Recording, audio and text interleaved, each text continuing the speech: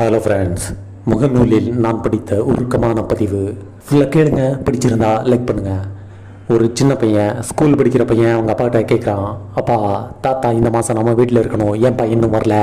அதை கேட்ட அந்த பையனோட அம்மா, நீ கவலைப்படாதரா, உங்கள் அப்பா கூப்பிட போகலன்னா கூட உங்கள் பெரியப்பா உங்கள் தாத்தாவை இங்கே கொண்டு வந்து விட்டுருவாரு அப்படின்னு குதர்க்கமாக ஒரு பதில் சொல்கிறாங்க.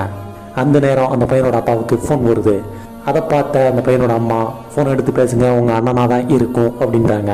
அவரும் ஃபோன் எடுத்து பார்க்குறாரு. அவர் மனைவி சொன்னது சரிதான், அண்ணன்ட்ட இருந்து தான் ஃபோன் வந்திருக்கு.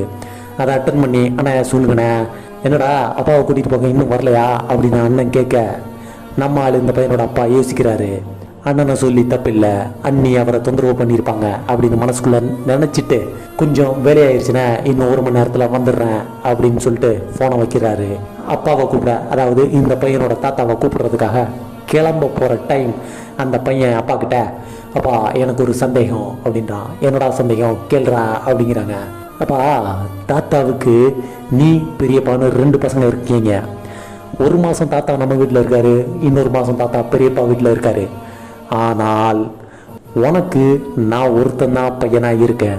1 மாதம் நீ என் வீட்டில் இருந்தனா அடுத்த மாதம் எங்கப்பா போவ அப்படின்னு பையன் கேட்குறான்.